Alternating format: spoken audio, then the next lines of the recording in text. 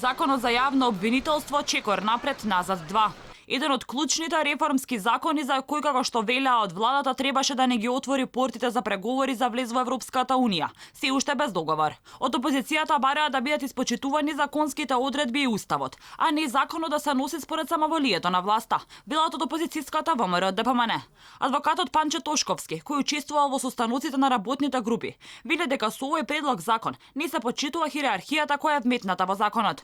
Прво, велиме дали обвинителството како такво во устав пишува дека е единствен орган по принцип на хиерархија и субординација поставен.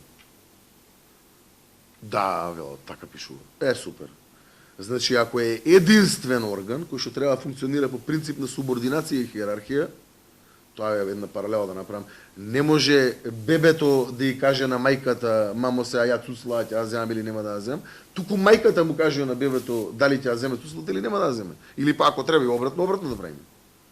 Значи не може специјалниот обвинител на главниот обвинител, на републичкиот обвинител да му каже: "Слушај, јас сум надлежна за ова, а ти оди пи кафе." Тој посочува и дека мора да се гори криминалот што се случува и сега, а не само да се удира по ВМРО ДПМН. Нивната работа е да го гонат целокупниот криминал кој што како таков настанува. Значи, работава на обвинителиве не е да гонат криминал само од 2008, не е да гонат криминал само од 2009, па вајда криминал имаме од 2019, или немаме од 2019 криминал. Може и да нема, не знам.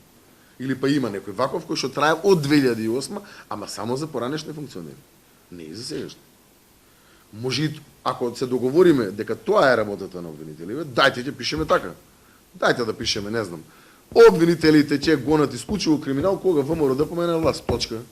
Законот за јавно обвинителство меѓу другото беше тема на разговори на средбата на премиерот Зоран Заев и францускиот амбасадор во Македонија Кристијан Тимоние.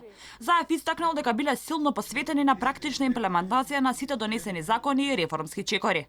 Власта и опозицијата најмногу спорат за членот 105 од предлог законот, што го регулира продолжувањето на постапките и судбината на доказите од прислушкуваните разговори.